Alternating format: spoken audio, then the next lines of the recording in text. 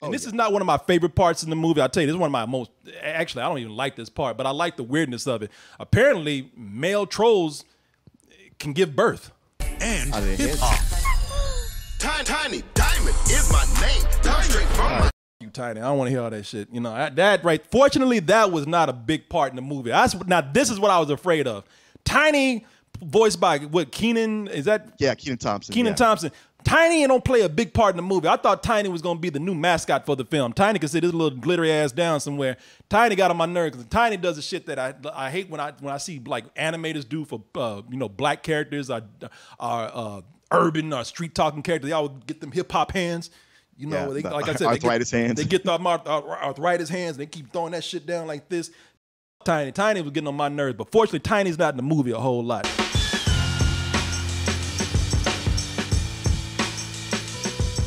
If I remember correctly, I was not the biggest fan of the first Trolls, simply titled Trolls.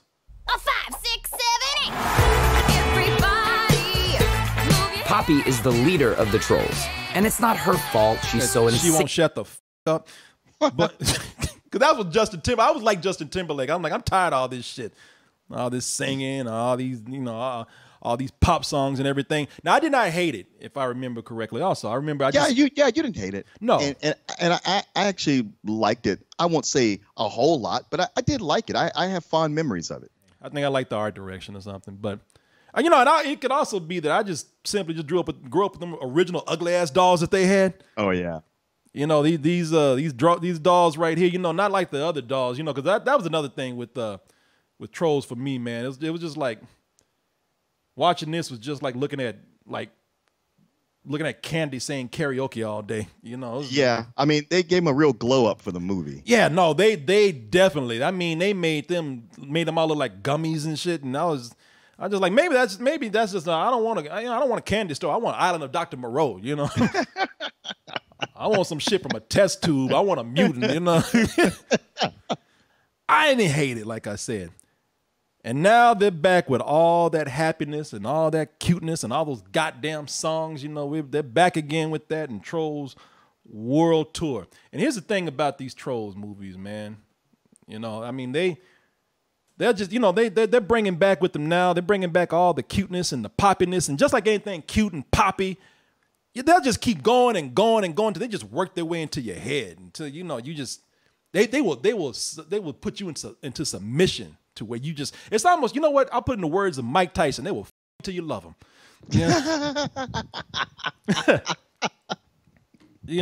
So they're bringing all the cuteness, they're bringing all the poppiness back.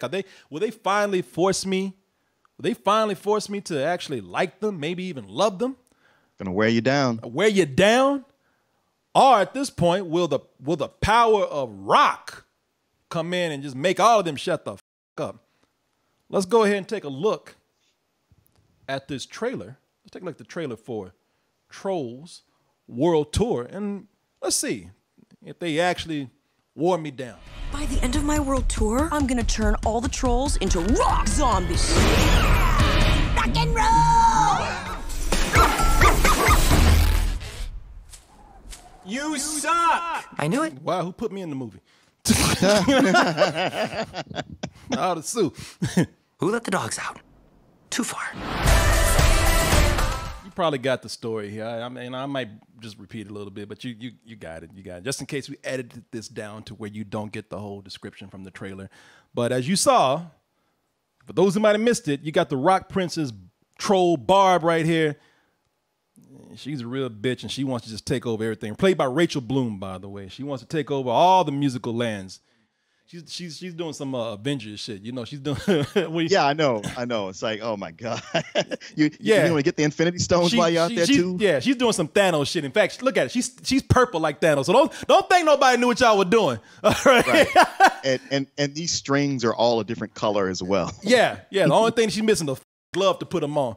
But yeah, she's pulling some Thanos shit right now. Don't think we don't notice this, by the way. Don't think we don't see y'all dick riding right now. But once she gets these strings right here, it will eliminate 50% of troll land, and you have these Avengers coming up to try to no. What you have here is once she gets them, she'll be able to control the land with nothing but rock. Everybody gonna rock out. I don't give a f if you like country. I don't give a damn if you spinning records for techno. No, everybody gonna be rock and roll after this. Did you notice there was no hip hop land? Oh, I totally noticed that. I noticed a lot of little things that were missing, hip hop most notably. Yeah. Did you notice no hip hop land? Because they shoot this bitch right here. She tried to do something. Exactly. Yeah. Roll up in this hood right here. Roll up in hip hop land with that bullshit. No, I noticed that. Well, you notice they kind of rolled hip hop in with funk. Yeah. They just should have said, well, this is where the black people are. Yeah, this is black music over here. Yeah, we just gonna mix all blues and all this other shit, man. All y'all gonna be up here in Funkland. You know, I don't give a what y'all do. Reggae and shit, all that shit in Funkland. But this is something different. This is hip hop. You know, it's all funk to me. I don't care. Yeah, yeah. It had Anderson .Paak coming out talking about, well, you know, I'm a little hippity hoppity. Like, get the f out of here, man. Nah. You know, I was not crazy about watching this. If you actually heard us talk about the lead up to this. I don't know if I had to. We watched the trailer with you, Martin. If I watched it with Christopher Juicy Herman, but we watched this and I was just like, you know what? I wasn't crazy about the first movie, so I can do without this. So yeah, I had a little attitude when I got into this. You know, my attitude was when I was watching this, I was like, and getting ready to do the review. I was like, well, shit, it's something to talk about. You know. Hey, at a time when it's slim pickings at the theaters and talking about movies, you know, I'm grateful for that. We got this. When I was watching this, and I was like, where that come from? You know, like, did I have a real laugh? So when I started actually watching this and laughing at it, I know I was making faces through the trailer, and y'all gonna be like, man, you gotta stop with our emotions, Corey. I was making faces because there are some things I did not like in this, but for the most part, I was like, man, I'm enjoying this. Keep in mind that I'm just coming off of the world of trolls who all misbehave. You know, I just finished watching Trollland, so maybe I was just happy I wasn't looking at this shit anymore. You know, maybe I was just happy I was not in Trollland. It could be I just piled on more of what I actually like that I know some other people are not gonna like. And Martin, this is where I know that you are different from me, because when it comes to certain things in kids' movies, not all the time, most of the time we're in agreement on it, but sometimes we'll find something where I like, well, this works for me and it doesn't work for you. It happens. It happens. And I think that's probably what's going to be happening here. You know, looking at what they're doing here, they definitely put a lot more weirdness in there. It's sillier than I think than the first movie. Some people might say zany even. You know, it moves really fast. It goes in and out of jokes really quick.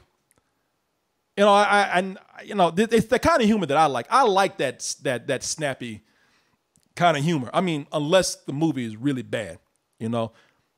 There were moments in here like that early on in the movie. I got a good laugh. I don't know, maybe because I could relate to it.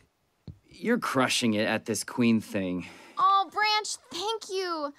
Being a good queen is the most important thing in the world to me, other than being your friend. Friend. I've been through that shit before. Everybody's been through that. I've been through that where somebody dropped. I was like, God damn, this troll going through exactly what I went through many times in my life, where you have a girl that you just like, and you know, and normally when I was coming up, man, there were girls like I didn't talk to girls at all. You know, because I knew they say no, but every now and then I work up the courage after, you know, like 6 months or something to go talk to a girl, and you go up there and they're like, oh, you're such a good friend. The world just stopped. You know? She was trolling him. Yeah, man. I've been in that position before where I've had that. Man, I know that look. I've had that look on my face. I've been through that, man. The movie's really, like I said, it's not for everybody who does not like this kind of humor. It is very. I think it's a lot sillier for me in a good way than the first film. 5 it up? For some reason we can't seem to make a good connection. Oh, yes, Fuzzbert. Now that's a good connection. And they do something in this movie that I did praise the first movie for. I praised it for its look. You know, if you like this kind of if you like this kind of look in this movie, you know, let me go back to the trailer here. If you like the look in this film, which that was my biggest praise of the first film. The first film. Oh yeah. No, you can't say they half-stepped on the look. The art direction is on point. Oh, I mean, these guys really went all out on it. I loved it, man. You know, with the candy cloth theme that they're going right here, it either feels like a quilt or a sugar-coated Muppets in this, man. Yeah. And I'm not even lying, man. I had these gummies that I got from Playlist Live that were just sitting here. We weren't eating them at all. And I opened the pack and ate that shit, and it tasted so much better because I was watching this movie. Just built up my appetite. If you like the art direction in this, and if you do like the humor, I could compare this to something that I also enjoy on Cartoon Network, something that you're probably familiar with. A world in chaos. Two heroes fight for the power of friendship. Dude, what's with the voice? It's my movie voice. The Adventures, Our Amazing Adventures of Gumball. I really like this show, and I like that show's hilarious. Yeah, because there's so many different art themes going on through there. I would even say this is a little bit like a combination of The Amazing Adventures of Gumball and the video game Little Big Planet. For me, those are things that I do enjoy. Martin, let me go ahead and let you come in on this, man. Well, what I can say that the art direction, like right off the bat, the movie has a great number, great opening that shows you, you know, that hey, they haven't lost a step, and it does look good, and it's fun, and the music, and as much as I was like you, where I'm like, I'm not really looking forward to this because I know what happens when a movie comes out that I don't expect to like, and I do. The sequel is always disappointing, but the tone it sets early on is great. And I was also thinking of, you know what? After coming out of Troll Land, I'm just happy to see real animation. I'm just thrilled to see animators who care, and all of them working together. And even the songs, they're poppy and they're upbeat and they're catchy. I was like, you know. I mean, I know they're just pretty much doing karaoke, but I'm tapping my toes. I'm singing along with them. This is, you know, I mean, it's sugar-coated as it is. It is fun. This is what this is supposed to be. Once the plot kicked in, which happens early on, things start going downhill for me. Okay. You know, like, hey, man, I'm with you, too, whereas, like, hey, look, like, seriously, y'all, just yesterday, I watched this bullshit right here. Troll Land. You know, when you watch that, it's like after watching that and watching this movie, it's like you've been eating garbage, man. It's like you've been eating out of a dumpster, and somebody finally gave you a real meal. You know? Yeah. Like they do shit that they don't even try to explain, man. And this is not one of my favorite parts in the movie. I'll tell you, this is one of my most. Actually, I don't even like this part, but I like the weirdness of it. Apparently, male trolls can give birth. And hip-hop. Tiny Diamond is my name. Down straight from my... You Tiny, I don't want to hear all that shit. You know, that right. Fortunately, that was not a big part in the movie. Now, this is what I was afraid of. Tiny, voiced by what, Kenan? Is that? Yeah, Kenan Thompson. Kenan Thompson. Tiny don't play a big part in the movie. I thought Tiny was going to be the new mascot for the film. Tiny could sit his little glittery ass down somewhere. Tiny got on my nerves because Tiny does the shit that I hate when I see like animators do for black characters or urban or street talking characters. They always get them hip hop hands. You know, yeah, like I said, arthritis hands. They get the arthritis hands. They keep throwing that shit down like this. Tiny was getting on my nerves, but fortunately, Tiny's not in the movie a whole lot. But they stopped the movie so Tiny can have that musical number, and it doesn't really add anything to anything. Tiny don't add anything to shit. But there's things in there that really gave me a good laugh because the movie was just. Sometimes I looked at it, I was like, man, that's wrong what y'all did. The movie, now they put some people in the film who are musical legends, and they pay them some respect. George Clinton. They do. George Clinton, they let him have some good dialogue. They give his character a significant part of the story right there. And, you know, they pay him some respect. Your boy Ozzy, on the other hand. But, man, is it just, man, they did him wrong, Martin. They did. And you get the feeling like they didn't even ask him to be in the film. They just had some recording equipment around his house and recorded it and then animated to that. Man, because they roll. I bet right now he doesn't even know he's in this movie. Yeah, he probably even know because they roll him out. They don't even give him dialogue. He's like, that's his dialogue for his character. They put him in the background when characters are actually doing scenes. He's still back there. He can't even do a proper devil horns, man. It's like he's in a wheelchair, like and he had a stroke. And for what it's worth, they could have got an impersonator to do it. No, they had to get the real thing. They roll his ass out, and that troll, that old ass troll is just as senile. And he's stroked out. I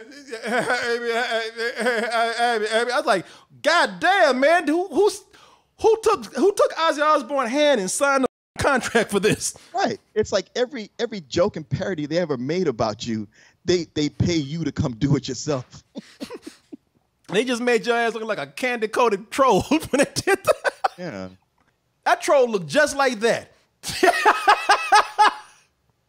Yeah, that's pretty messed up. It was, but I ain't gonna lie, I laughed. I was like, shit, if he agreed to it and he's in the movie, he must be all right. So I'm gonna laugh at this shit. I question whether he agreed to it. I know. Until I find out otherwise, I'm gonna laugh at this shit.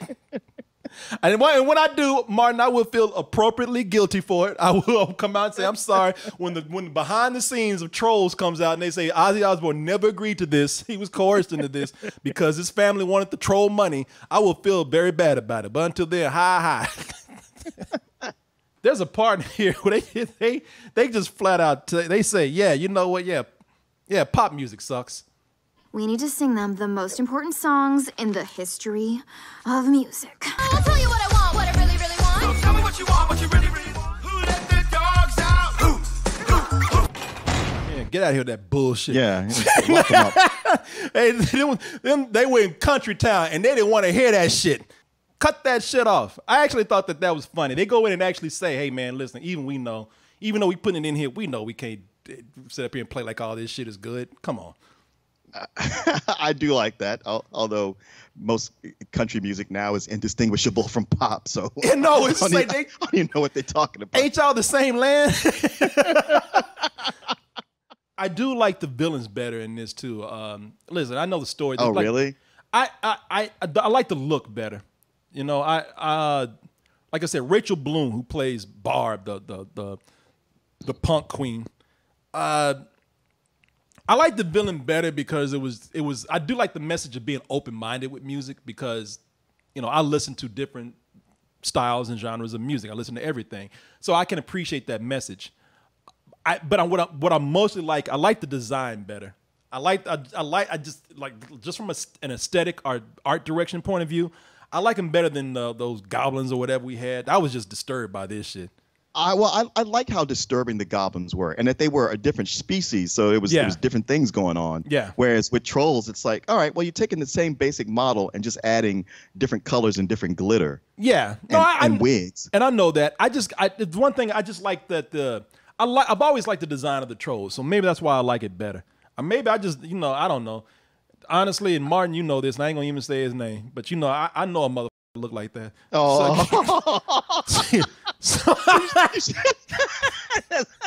you don't say his name, but you I won't. But that should make you like it more. He's a dear friend to you. I don't know why. Y'all I ain't even lying, man. I know somebody. The only thing is motherfucker is green, and no doesn't say ass green. Oh, come on. Somebody in the chat said Chris Herman. No, get the out of here, man. No, you know that's not true. All right, so yeah, after that promising beginning, I was with it, but then they kick in with the plot and the villains, and like I said, it started going downhill for me because one, it starts showing all the earmarks of a quickly written, uninspired sequel. You know, taking, like we said, the basic premise from Avengers Endgame of the villain who has to get all these, all the different items, a collection of MacGuffins. And they have to go on a road trip. Yeah. And then you have a side character who was never spotlighted before going on a side mission. I was like, man, they're just checking all the boxes. And nothing's really like making me laugh, and I could just kind of see through it all. And it wasn't. I guess we're about halfway. We're coming to the I don't know if the second or third act, but they get to Funkland, and suddenly things changed. Where I was like, hold on, while they're here now, they just dropped some knowledge, and this movie is suddenly about something. Yeah, which was cultural appropriation. And I was like, wow, this movie's been playing it so safe. Because I'm talking about, when I talk about the hypocrisy and how safe it is, you notice how, like, everybody who's into rock, we got to change it to rock because pop sucks. But all their rock music is from 30 years ago. Like, they don't play any. It's from it's from the 80s, man. It's from the 70s and 80s, and maybe they don't even scrape the 90s with their rock music. So I'm like, you know what? You guys are saying like rock is the way. I was like, the rock you're talking about is dead. That's not even really played anymore.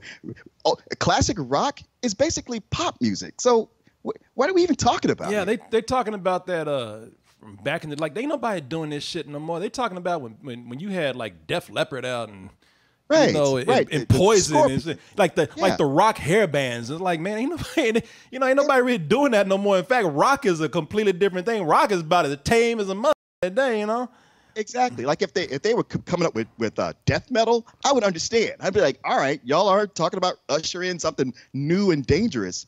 But this shit y'all are doing, these are just power ballads. Come on. Well, I got it, man. I mean, still it's a kids movie. They came in with a twist in there where I was like, wow, all right, you know what? I didn't see that coming. There's a couple of surprises in here that I didn't see coming, especially what you're talking about right now, where they, I don't want to say, but they're just kind of like, yeah, you a motherfucker. So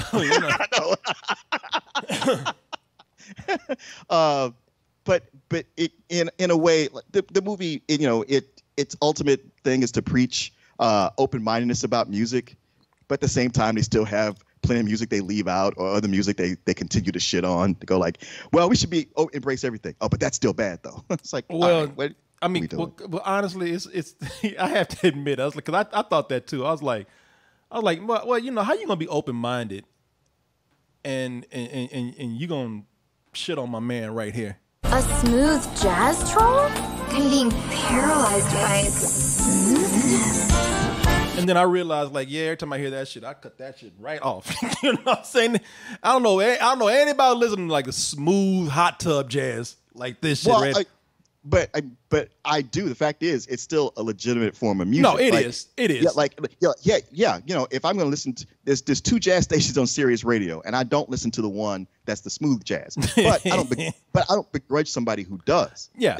I because you're gonna sit and go like, man, my music is what's cool, and yours is shit. And it's like, well, it's just a matter of opinion. So what are we talking about? You know what? Somebody says smooth jazz is relaxing as hell. I gotta say, if I was in the bathtub with a candle, I'd let that motherfucker all night.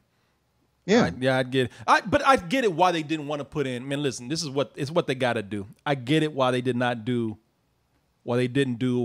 death metal, because I thought the same thing. Death metal would make more sense. But the reason why they didn't do it is because death metal is they're trying to cover their bases with the audiences, man, and parents. Oh, I know. It's too associated with satanic stuff. It's too associated with the devil, and they didn't want to leave out the religious crowd that was going to pay for this. So I understand why they chose this safe. Well, even skipping death metal, the rock music they're playing isn't all that hard. Yeah, I mean, it's hard-ish. I know, but like I said, I mean, I guess is where like I said, I understand your point, but I said, it's a kids movie. I know that I know the extent they're gonna go. I did like that the audience was having. I'm not the audience. The cast was having fun with it. Anna Kendrick and Justin Timberlake, they return as Poppy and Branch, and there were some people who in here that I didn't even know, and they kind of caught me off guard. Caught me off guard with what the characters did, and caught me off guard that they were in the movie. Like Sam Rockwell here, who apparently he's great. Yeah, he's great. He's always great. Yeah, he's great. No, I thought he was really good in this. Oh, it's funny is he got to reuse that accent he did for W. Yeah, he did. When he played W, George Bush in Vice. No, I love Sam Rockwell. No, I do. Who apparently teaches college courses on the side when he's not making movies. You can go with his picture right here. But I thought it was funny. I don't know why I just get. No, I know why. I know why.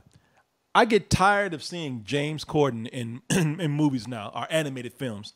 Well, because anytime something is musical, it's like he's contractually obligated to be in it. Well, he's contractually obligated to be in it. And also, when we need a fat character, he's contractually obligated to be that character. It's just like when you put James Corden in a movie, and I'm not this poor guy is just like, you know what, your character fat. It's like, but it's animated though. You don't have to make me fat. Nope. Yeah. Yeah, you don't have to make me fat. He was in Cats. They made him a fat ass cat. I'm like, man, what? Like he's not even that big of a guy, man. You know? Right. He just got typecast as the fat voice.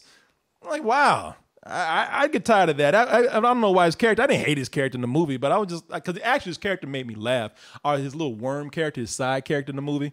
Yeah. There was a scene in there. That side character. I don't know if I have a clip of him, but that side character actually made me laugh a lot in the film. If you've seen the first movie, you know what I'm talking about. Oh, there he is. There's James Corden with his fat ass from the back. Biggie. Look, they even put Biggie on him. I'm like, God damn, man. Come on. Come on, man. But this little worm made me laugh, man. So that character kind of had me laugh. I'm like, you ain't got to do this, man, like this all the time. Now, here's why, like I said, man, I agree with you on some things here, too. I agree with you on as the movie goes along, the story starts to lose some of the playfulness that I like because the movie starts going into a more formatted feel. And that's when you start to like notice the flaws in the film. There's something I thought was a clever idea, and they did something really funny with it, at least in my opinion, at one point in the film. But they got this subplot going on with these bounty hunters looking for Poppy and Branch. And some parts of that they do something really cool with. And then there's another part where it's like, well, that went absolutely nowhere. Yeah. Hey, crybaby. We are taking him. It's pronounced tresillo. If you want him, you're going to have to dance for him. I can't live in a world without reggaeton. And they only put those characters, and they do nothing with those characters, man. Even the K-pop characters, like, what's K-pop about them? Nothing. Yeah, that they have slight accents. Did they even have slight accents? Because I didn't even hear it. Yeah, they got a little bit of accent, and it's super ultra sanitized pop. But the thing is, this whole sequence here, this big dance battle, like they only had these characters in here because they mentioned them early in the film and went, oh shit, we did bring them up. We got to do something with them. Yeah, they lend nothing to this story, man, except a dance number. And the only reason why they got that in there is because reggaeton is hitting hard again, and K-pop is definitely something that's popular right now. They only put them in there because they're very recognizable and popular forms of music for a certain demographic that they want to appeal to. Other than that, they don't do shit with that. I would tell you this too, man. They almost fucked up on that ending with me. It ended on a terrible joke, a horrible joke. I was like, man, you didn't even have to put that in here. You know what I'm talking about? Like, man, that was forced as hell. You didn't even have to have this. The movie was done. It was done just fine. Well, hey, man, it didn't end on a Bigfoot joke. No, it had no gorilla man. As you said, that might have saved it though. It had Bigfoot walking away. But you know what? I will say this: they recovered from it because I know you say some of the songs are in here are karaoke. I like that song that they got. This is the one they're trying to. They want this to be their new dance. You know, that was the hit from the last Troll. Right. They got SZA and JT in here doing The Other Side. I actually like this song a lot. Yeah, I know. That's a dance hit right there. I like that. And they that suit she's wearing is incredible. Oh, yeah. I've never seen anything like that before. Yeah. Shit, Martin, like I'm a fan now. That's Martin wishes he was sitting on his head like that. Nah, man, that shit goes hard, man. But I like the original songs in this. Well, like I said, we hit that point, that midway point where they talk about cultural appropriation. I was like, all right, man, this actually does have a good message, and it means something. Unfortunately, soon after that, it went back to doing the same old thing. Yeah. And when it was all said and done, I was like, y'all really didn't have that much to say. The plot. I mean, like, just the story itself, it's so simplified. It's so simple that they have to take little things like a pinky swear and make a big deal out of it. just because it's filler. There's a whole lot of filler in this, and I just walked away going like, this doesn't mean anything to me. Yeah, I would just give it a rental. You know, I agree with you, man. That's some stuff I brought up about the story, where it is definitely hitting some marks and some points where, okay, this is overplayed in movies right here. There is the point where they have the two friends have the argument. You know, the offering this is what makes this movie significant right now. This is playing a big role in this new business that we're about to enter with movies. You know, they say things are going to change, and this was one of the first things that it is one of the first things that's going to be a big signifier of how things play out with this new system of distribution, because they're offering this for $20 for VOD. And if this is a success, then this might be a big influence on how other movies are going to be distributed. So we have to wait and see how that goes. But as far as you, the consumer, if you're somebody, look, if you're a grown ass man sitting at home and you ain't got no kids, and you don't order this by yourself. You don't need to pay $20 for goddamn Trolls World Tour or Trolls 2 if you're a grown person. You know, I would say don't do that. But really, this is for the families and the children who can't leave the house. You know, if you're trapped, you're trapped. You can't leave. You got no choice with this. But I don't mean that in a bad way. I mean, if I was watching this before coronavirus, I would probably still feel the same way, because I was genuinely laughing at some of this. I actually think that for me, they did things that I like that make this slightly better than the first one for myself, only because of stuff that they put in there. I like this. I like the pacing of this. Like I said, I like the zaniness of it. But I think that this is a great thing. This is what kids need at this moment. I don't know how it will perform, but if you have a kid at home and you want to watch something with them, I don't think this is going to be bad. I think it'll definitely have the parents' toes tapping. I think it'll be something that you two can watch, and just the spirit of this is going to make it a good time for you. If you have 2 kids or more, definitely this is something for you to get. Yeah, I would give this a matinee.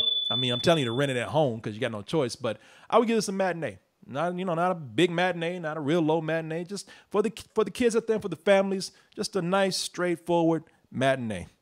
But yeah, it wasn't not bad. I will tell you this: I say this big message about watching this and bringing some brightness into your life at a time when you're quarantined at home. You got to keep in mind that when you watch this, that the message couldn't have been worse time, though, because it has this whole message about getting out the house, seeing the world, trying new things. It's like, yes, good luck with that right now. Making new friends, and when everybody's told to social distance, nah. Yeah, give everybody a hug. Yeah. Oops. Yeah, hug everybody, make new friends, see the world. Yeah. No, we ain't really doing that right now.